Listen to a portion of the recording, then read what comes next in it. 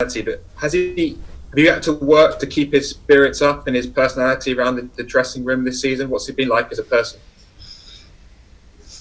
No, it's Oba's character is someone really lively. He's always joking, always smiling, and he had a difficult season for many reasons. We just, as a club and the staff, tried to support him as much as possible. The way that the team did as well when he had some personal issues, they were right behind him. And again, as I said before, football brings you another opportunity. He's in a good place right now, and he's very hungry to do something.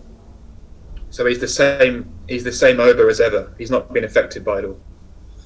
Well, everything affects, but you have to come through that. It's about how you react to difficulties in your career, which you're going to have at some stage, and he had some this season, and it's about showing the reaction and the capacity to have that. Thank you. Thanks, Sam. We'll go to Matt Dunn. Hi, Mikel. I just wondered, you've been associated with the club for a long time. What do you believe the Arsenal DNA to be? And are those qualities long gone, as has been suggested this week by one of the club's former players? Sorry, Matt. I just wonder, when you hear the words Arsenal's DNA, what's your impression of what that is? And has the club still got the same DNA as it had years ago? Well, our DNA is many factors. The history that we have, how we represent the club, our values, our way of playing, our way of doing things, our togetherness between what is the team, what is the fan, and what we are able to transmit to the world with that.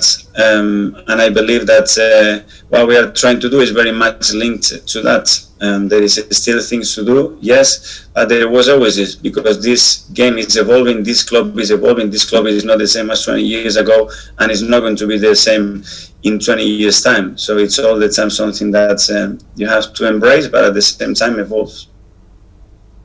Thierry Henry said this week that those qualities that you talked about, and I think we're all talking about the same qualities, were long gone. You're on the inside, is that true? I said that there are things that we have to recover, and in our hands to do that. But I think that that is a responsibility for a lot of people, not just the team, not just the board, not just the ownership, it's as well the fans and everybody that really loves this football club. Thanks, Matt. We'll go to the last couple now. Firstly, John Cross. Hello, Mikel. I was just going to ask you the club itself has been in European competition every season since 95, 96.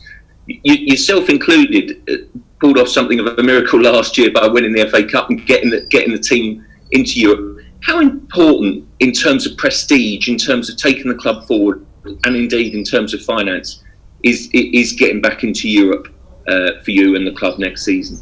Well, I think it gives you the platform. Visually first, as you mentioned, and then because it's related to our history and the demands that this club has got, and then because obviously financially the way to attract a sponsor, to attract players, to improve your squad, and to challenge for the big trophies, you have to be in Europe, and that's the big challenge that we have ahead of us. But both as a player and as a manager at Arsenal, you've been involved in some pretty tense games, return legs, final days.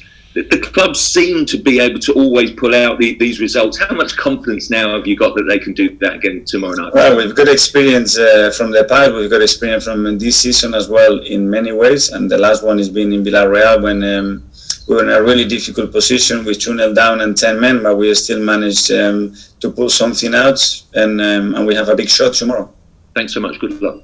Thank you. Thanks, John. And finally, we'll go to Nick Ames. Hi, Mikel. Hi.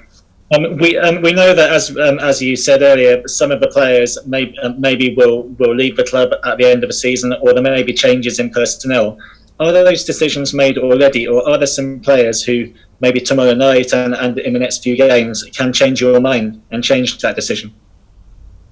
Yeah, a lot of things can change for many different reasons, Nick. Something is a plan, and then a plan that someone that you think is going to stay for any reason, that happens and it changes. So it's very difficult to predict 100% of that plan that is going to be what you expect to be.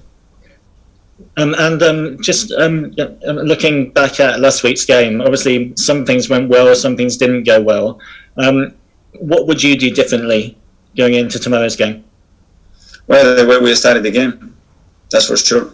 We did some things that we didn't talk about.